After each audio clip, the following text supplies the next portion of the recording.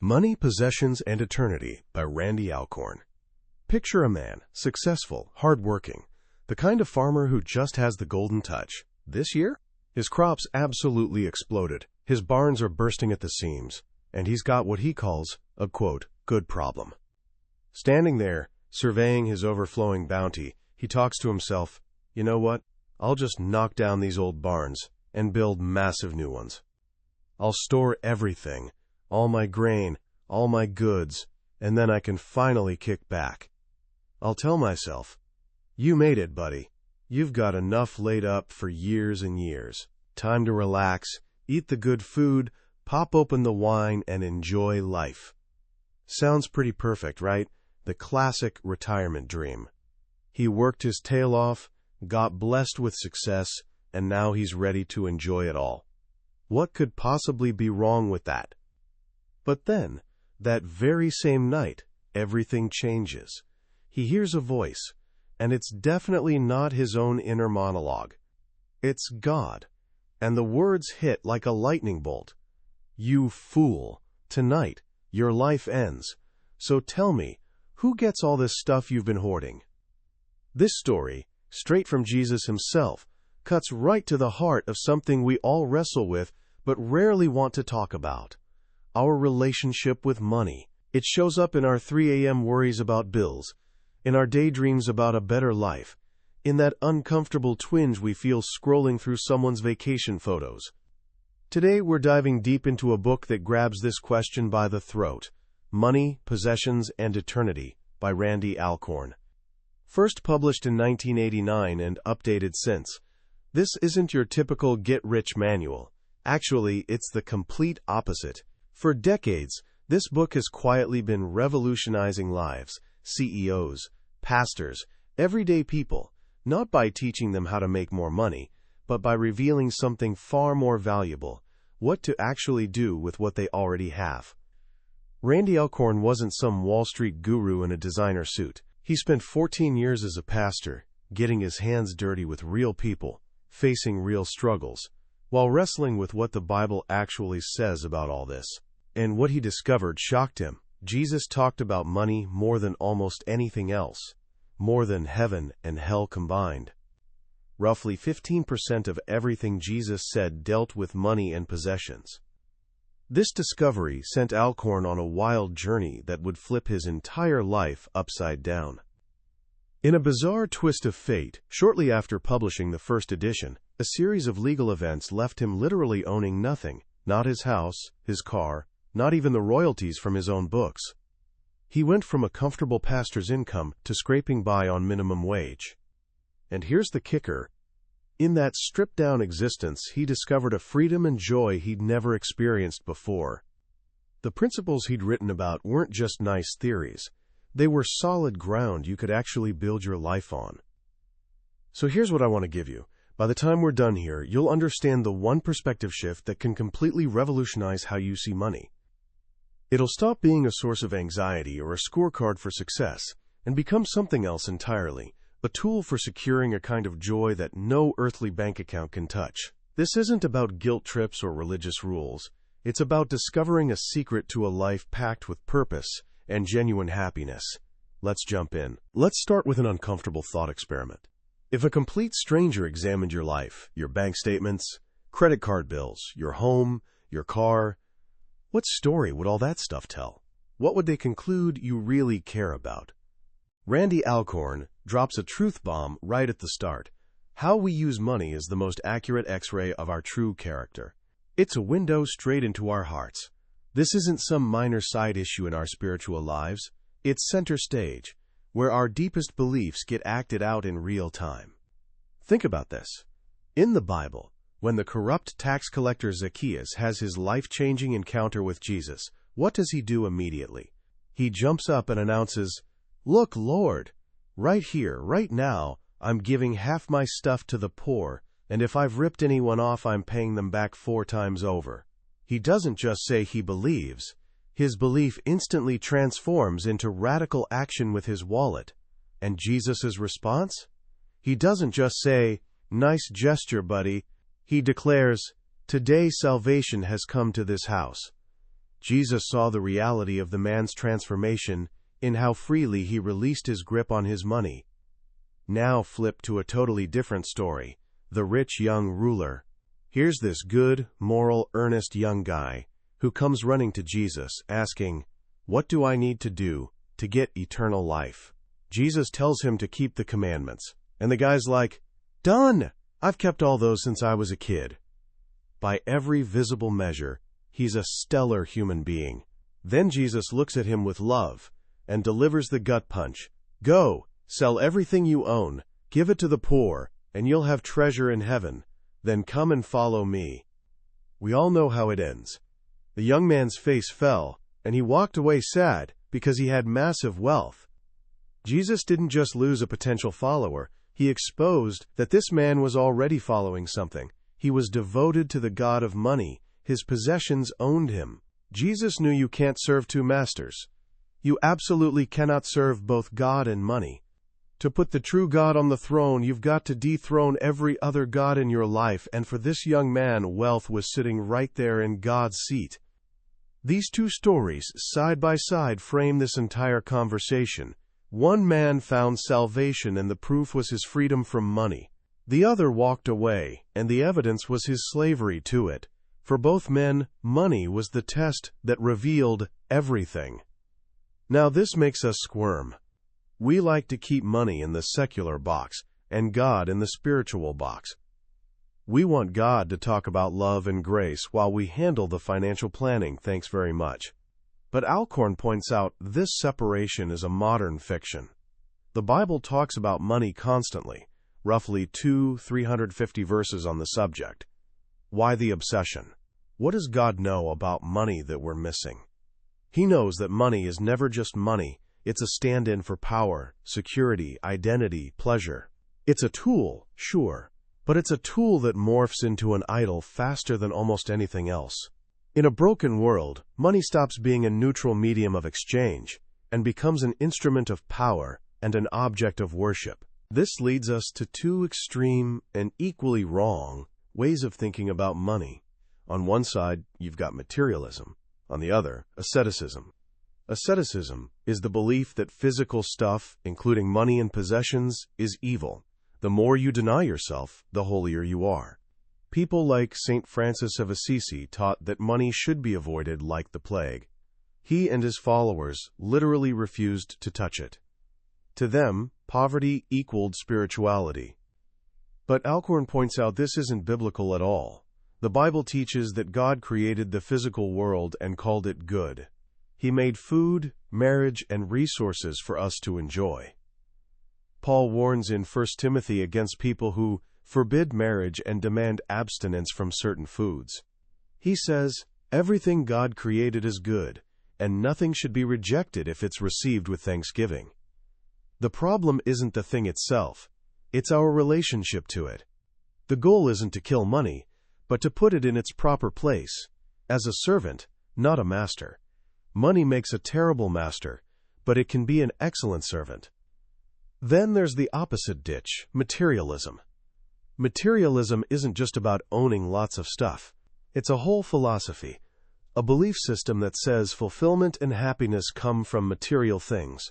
It's when we love things and use people, instead of loving people and using things.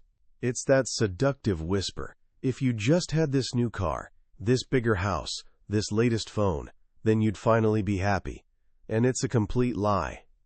Alcorn exposes the foolishness of materialism through another one of Jesus' stories, the poor widow at the temple. Jesus is watching people drop their offerings in the treasury. Rich folks come up and dump in large amounts. Then this poor widow shuffles forward and drops in 2 tiny copper coins, literally everything she had to live on. Jesus calls his disciples over and tells them, "This poor widow has given more than all these rich people. They gave out of their excess, but she, out of her poverty, gave everything." Now, if you or I were her financial advisor, what would we have said? We probably would have stopped her. That's incredibly generous, but God understands. You need to eat. He wants you to take care of yourself. Don't be irresponsible. we would have talked her out of the very act Jesus held up as a model of eternal wisdom. By worldly standards, the rich fool building bigger barns was brilliant, and the poor widow was an idiot. But God, who sees from the vantage point of eternity, calls the rich man a fool and lifts up the poor woman as an example for all time. This shows just how radically different, how completely upside down our thinking about money is compared to God's. So, if both asceticism and materialism are wrong roads, what's the right one? The answer, Alcorn says, lies in a total shift in perspective.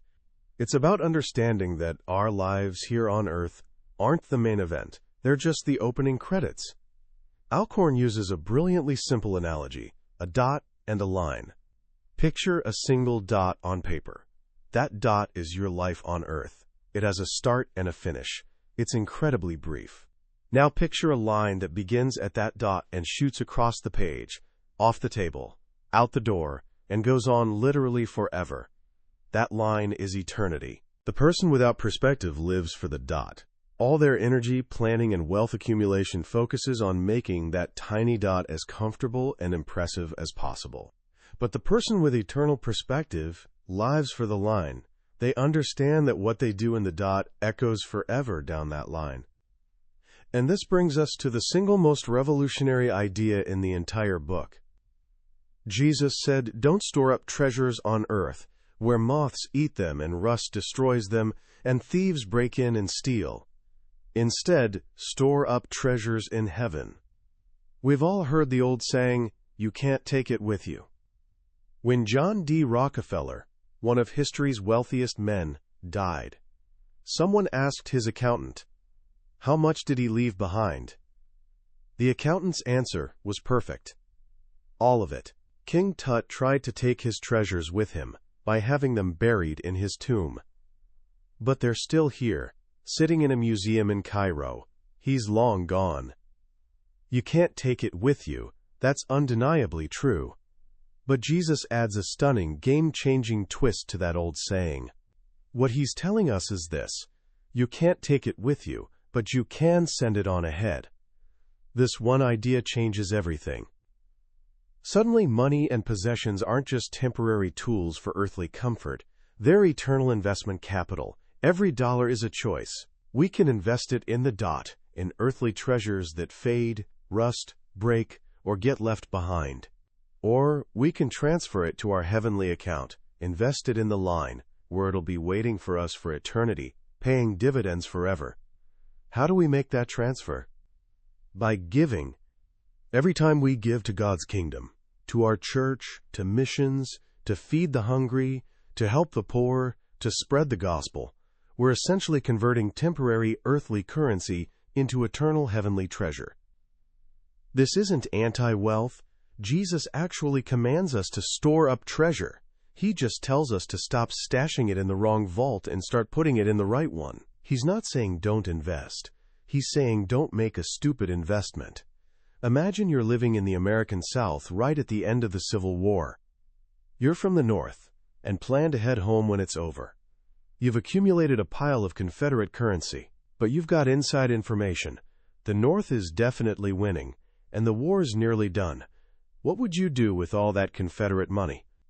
If you're smart, you'd immediately exchange it for U.S. currency. You'd keep only enough Confederate bills to cover your immediate needs, because you know it's about to be worthless paper. As Christians, we've got that same kind of inside information. We know this world and its currency are temporary. Our real home is heaven. So it's not just wrong to stockpile earthly treasures. It's foolish. It's like hoarding Confederate money the day before the surrender. Then Jesus says something fascinating. Where your treasure is, there your heart will be also. Most of us read that backward. We think if our heart's in the right place, we'll put our money there. But Jesus flips it. Put your money where you want your heart to be, and your heart will follow. Want to care more about world missions? Start giving to missions. Your heart will follow your treasure. Want to have more compassion for the poor in your city? Start giving to organizations, helping them. Your heart will follow your treasure. Money leads, heart follows. It's a spiritual law as reliable as gravity. This brings us to the practical core of Alcorn's message, stewardship. The word might sound old-fashioned, but the concept is timeless. A steward is someone entrusted with another person's wealth and charged with managing it in the owner's best interest. And here's the foundation. God owns everything. We own nothing. The Bible couldn't be clearer. The earth is the Lord's and everything in it. The silver is mine and the gold is mine, declares the Lord. You don't even own yourself. You are not your own. You were bought at a price. We're twice His, first by creation, second by redemption. When this truth really sinks in, everything shifts. We stop asking, how much of my money should I give to God? And start asking, God, how much of your money should I keep for myself? It's a radical, life-changing question. We're God's money managers. He's put His name on our account and trusts us to set our own salaries. Our job? Figure out a reasonable amount to live on, then channel the rest into His kingdom purposes. This concept of God's ownership is what freed Randy Alcorn when he lost everything. He realized, it wasn't my house to lose in the first place, it's God's. He has unlimited resources.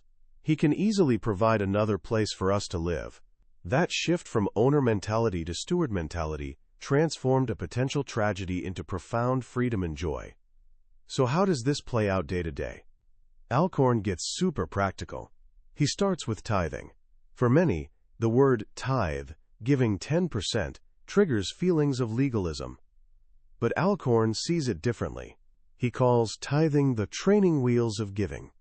He points out that under Old Testament law, Israelites actually had 3 tithes, averaging about 23% a year.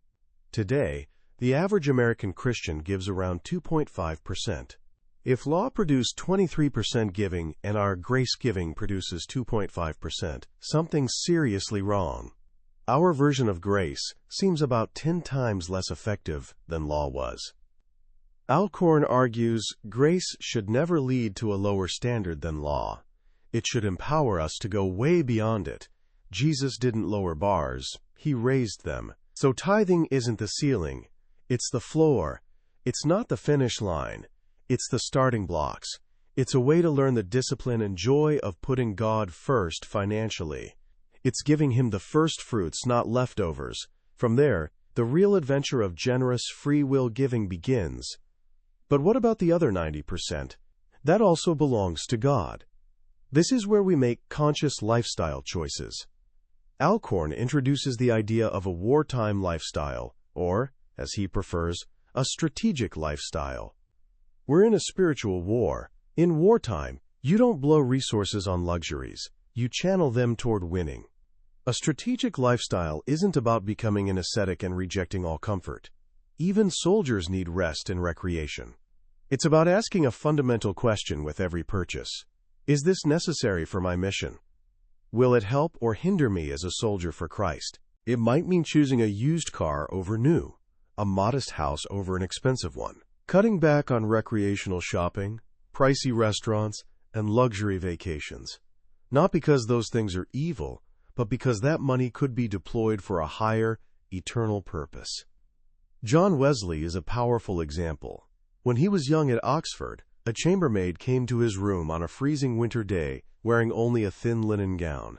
He reached for his pocket to give her money for a coat, but found he'd just spent it on pictures for his wall. Conviction hit him hard, and he wrote, "Will thy master say, 'Well done, good and faithful steward'? Thou hast adorned thy walls with the money that might have kept this poor creature warm." From that day, Wesley capped his expenses. One year his income was £30, and he lived on 28, giving 2 away. Next year his income doubled to £60. He still lived on 28 and gave 32 away. When his income rose into the thousands, he kept living on the same modest amount and gave away everything else. He didn't increase his standard of living, he increased his standard of giving. This is the heart of strategic lifestyle. We cap our lifestyle and give away everything above that. This choice directly impacts how we handle major financial questions like debt, saving, and retirement. Debt, Alcorn says, is bondage. The borrower is servant to the lender. When we go into debt, we mortgage our future. We presume our income will continue, our health will hold, and God won't call us to a different, lower-paying path. We effectively tie God's hands, forcing Him to provide for payments on choices we made without consulting Him. While some debt, like a modest mortgage, might be wise, most consumer debt is a trap born from impatience and failure to trust God's provision. It keeps us from being free to give and follow God's leading. The way out? Stop incurring new debt, create a budget, and repent of the mindset that got us there. Then there's saving and retirement. Scripture definitely encourages saving for predictable future needs, like the ant storing food for winter. But there's a fine line between wise saving and foolish hoarding. The rich fool was a hoarder. He stored up for many years, trying to create a future so secure he wouldn't need to depend on God.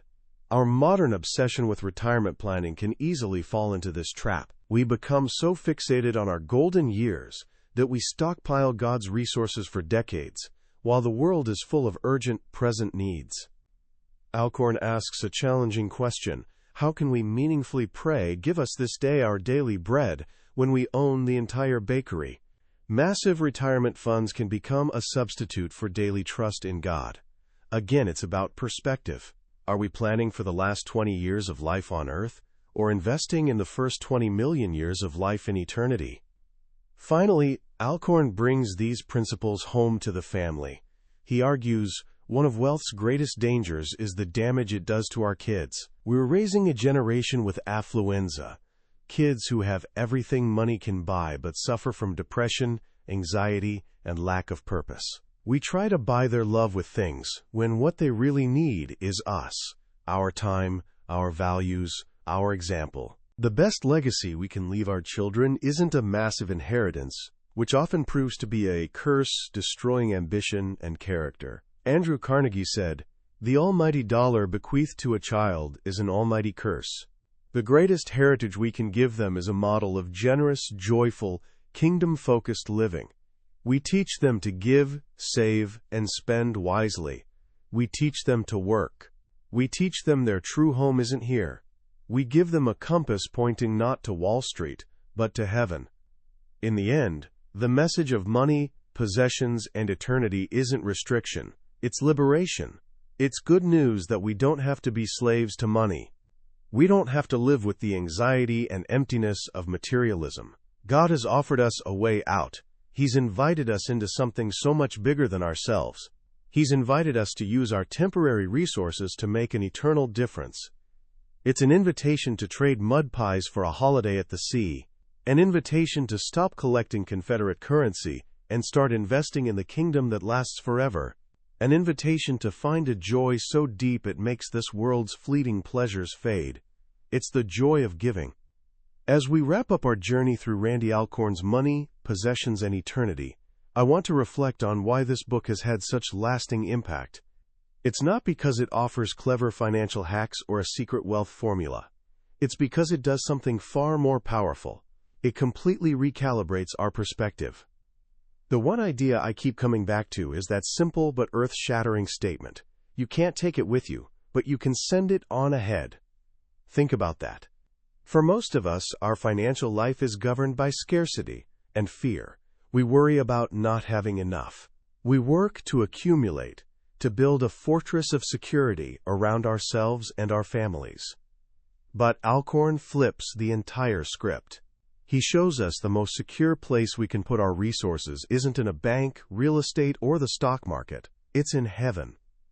This isn't just a nice metaphor. It's a practical, spiritual reality. Money we cling to here is constantly at risk. Market crashes, inflation, theft, or simply being left behind at death. It's fundamentally insecure. But resources we invest in God's kingdom, money we give to feed the hungry, support churches, spread the gospel, that treasure is eternally secure. It's insured by the Creator of the universe. When you truly grasp this, freedom washes over you.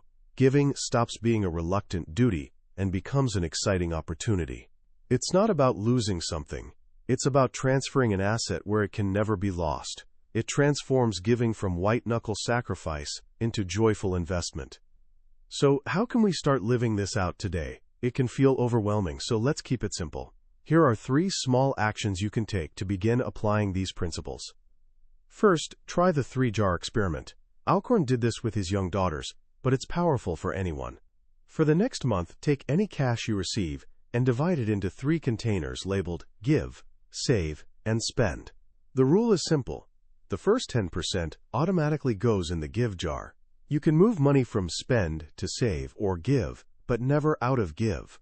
This simple physical act forces conscious, intentional decisions. It's a powerful way to train your heart to put God first. Second, conduct a lifestyle audit for 1 week. Don't change anything yet. Just pay attention. Notice every impulse purchase temptation. Notice the advertising messages bombarding you. At week's end, reflect. How much of my spending was driven by true need versus manufactured want, comfort-seeking, or cultural pull? This isn't about guilt. It's about awareness. Awareness is the first step toward change. Third, make one strategic, eternal investment this month. Doesn't have to be huge. Maybe sponsor a child in need.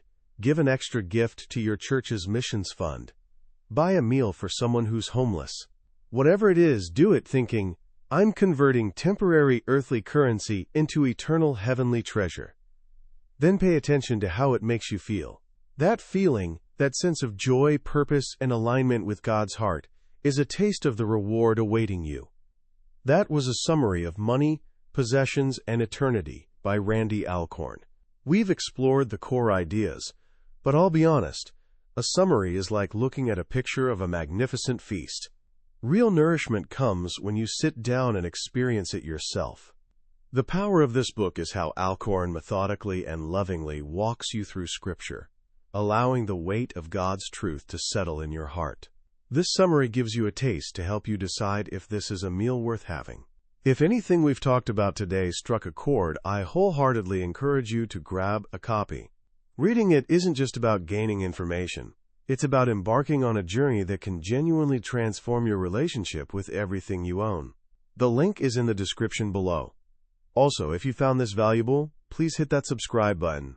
We explore a new, life-changing book from the world's greatest thinkers every episode, and I'd be honored to have you join us as we continue learning and growing together.